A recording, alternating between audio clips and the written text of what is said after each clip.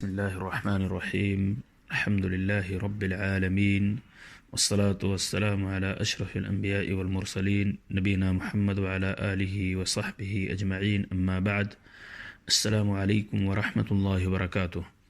محترم سامعین کرام، 40 کی 9ویں حدیث جو ہمیں اطاعت رسول صلی اللہ علیہ وسلم کی فرضیت اور کثرت سوال کی ممانعت کی طرف ابھارتی ہے. وعن ابی ہریرہ عبد الرحمن ابن صخر رضی اللہ عنہ قال سمعت رسول اللہ صلی اللہ علیہ وسلم يقول ما نهيتكم عنه فاجتنبوه وما امرتكم به فأتوا منه ما استطعتم فإنما أهلك الذين من قبلكم كثرة مسائلهم واختلافهم على أنبيائهم. رواہ البخاری و مسلم. ترجمہ: ابو ہریرہ عبد الرحمن ابن صخر رضی اللہ عنہ سے روایت ہے کہ میں نے رسول اللہ صلی اللہ علیہ وسلم کو یہ فرماتے سنا کہ میں جس چیز سے منع کر دوں اس سے تم باز رہو، اور جس چیز کا حکم دوں اس پر اپنی استطاعت کے مطابق عمل کرو، کیونکہ تم سے پہلے کی امتوں کو ان کے بکثرت سوالات اور اپنے نبیوں سے اختلاف نے ہلاک کر ڈالا. اسے بخاری و مسلم نے روایت کیا ہے. معزز سامعین کرام، اس حدیث سے چند اہم فوائد و احکام بھی سماعت فرمائیے. پہلی چیز، اللہ اور اس کے رسول صلی اللہ علیہ وسلم کی منع کردہ چیزوں سے ہر حال میں بچنا ضروری ہے، کیونکہ یہ بات یقینی ہے کہ اللہ اور اس کے رسول صلی اللہ علیہ وسلم نے جن چیزوں سے روکا ہے ان میں بندوں ہی کی مصلحت ہے، اور اللہ تعالیٰ اپنے بندوں کی مصلحتوں سے خوب واقف ہے. دوسری چیز یہ، ہر روکی ہوئی چیز سے اجتناب فرض ہے، کیونکہ ارشاد ہے جس سے میں تمہیں منع کر دوں اس سے رک جاؤ. اذا نہیتکم عنہ فاجتنبوہ.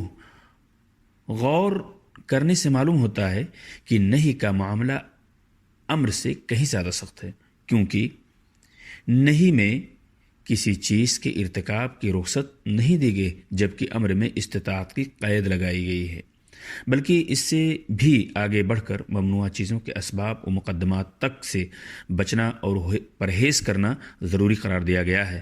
مثال کے طور پہ اللہ تبارک تعالیٰ کا ارشاد ہے وَلَا تَقْرَبُوا الزِّنَا. زنا کے قریب تک مت جاؤ.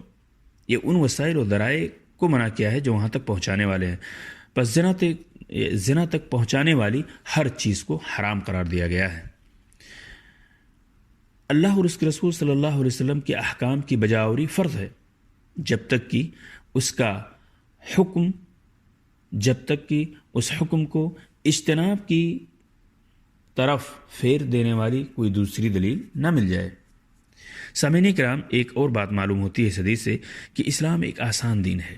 اس کے اندر ایک شخص کو شرعی اوامر و احکام کا اسی قدر مکلف ٹھہرایا گیا ہے جتنی اس کے اندر قدرت و استطاعت ہو. اگر کوئی کسی حکم کو پورے طور پہ ادا کرنے سے عاجز ہو، صرف اس کا بعض حصہ ادا کر سکتا ہو، تو اس کے لیے اپنی ممکن حد تک عبادت کی ادائیگی کافی ہے. مثال کے طور پر وضو کی استطاعت نہ ہو تو اس کا بدیل اللہ تبارک تعالیٰ نے یا شریعت اسلامیہ نے یہ بتایا ہے کہ تیمم کر لے. کھڑے ہو کر نماز ادا کرنے کی استطاعت نہ ہو تو شریعت کے اندر یہ رخصت موجود ہے کہ وہ بیٹھ کر نماز پڑھ لے. بیٹھنے کی بھی استطاعت نہ ہو تو لیٹ کر، ورنہ اشارے سے ہی پڑھ لے. تو دین اسلام بڑا ہی آسان دین ہے. معزز سامعین کرام، اس حدیث سے ایک اہم مسئلہ یہ بھی معلوم ہوتا ہے کہ بکثرت سوال کرنے کی ممانعت اس حدیث میں وارد ہوئی ہے، خصوصاً اس وقت جب کہ وحی کا نزول ہو رہا تھا اور یہ امکان تھا کہ کسی کے سوال کی بنا پر کسی حلال کو حرام کر دیا جائے اور کسی غیر واجب کو واجب نہ کر دیا جائے. ممنوعہ سوالات کی بہت ساری قسمیں ہیں. ایک تو یہ کہ ایسے غیبی امور سے متعلق سوال کیا جائے جس کا علم اللہ نے کسی کو نہیں بتلایا ہے، وہ چیز صرف اپنے لیے خاص کر رکھی ہے اللہ تبارک تعالیٰ نے. مثلاً قیامت کب آئے گی، یا قبر کے عذاب و آرام کی کیفیت کیا ہے، یا صفات باری کی کیفیت کیا ہے، صفات باری کی کیفیت سے متعلق سوال کا درست جواب تو یہ ہے کہ جس طرح اللہ کی ذات کسی کی ذات کے مشابہ نہیں، ویسے ہی اس کی صفات کسی کی صفات کے مشابہ نہیں، اور ان کی کیفیت و حقیقت کو صرف اللہ ہی جانتا ہے۔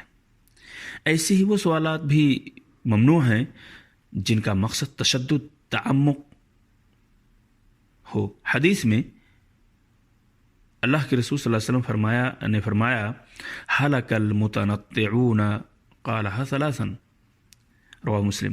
غلو اور تکلف کرنے والے ہلاک ہو گئے، برباد ہو گئے۔ آپ صلی اللہ علیہ وسلم نے اسے 3 مرتبہ دہرایا۔ ممنوعہ سوالات میں وہ فردی سوالات بھی جو ابھی واقع نہیں ہوئے ہیں، کسی ایسے سوالات کو جنم دینا جو ابھی وقوع پذیر ہی نہیں ہوا۔ سلف صالحین اس طرح کے سوالات سے یا اس طرح کے سوالات سخت ناپسند فرمایا کرتے تھے۔ البتہ دینی مسائل جاننے کے لیے کسی مسئلے میں اللہ اور اس کے رسول کا حکم معلوم کرنا ضروری ہے۔ یہاں ممانعت نہیں ہے، یہاں تو بلکہ ضروری ہے کہ وہ معاملات، وہ سوالات، وہ مسائل جن کے بارے میں لوگ ناواقف ہیں، وہاں سوال کرنا ضروری ہے تاکہ شریعت کے مسائل معلوم ہو سکیں۔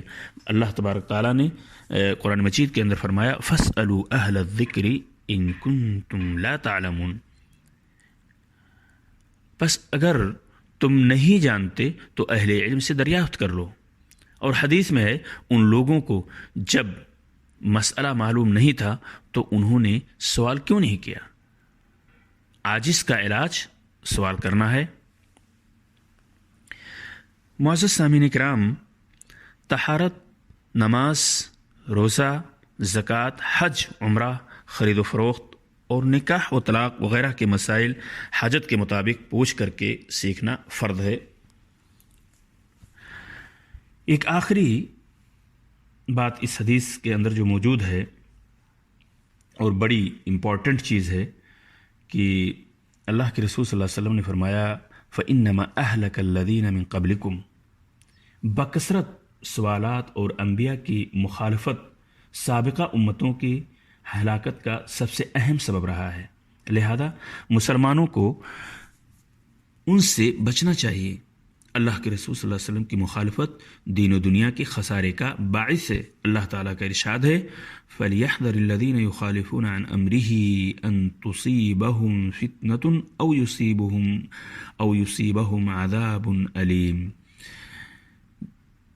جو لوگ حکم رسول کی مخالفت کرتے ہیں انہیں ڈرتے رہنا چاہیے کہ کہیں ان پر کوئی زبردست آفت نہ آ پڑے یا انہیں کوئی دردناک عذاب نہ پہنچے۔ سامعین کرام، امید ہے کہ ہم اور آپ اس حدیث کے مطابق عمل کریں گے اور اس حدیث کے اندر موجود اور اس سے مستنبط شدہ فوائد و احکام کو بھی سامنے رکھیں گے۔ السلام علیکم ورحمۃ اللہ وبرکاتہ۔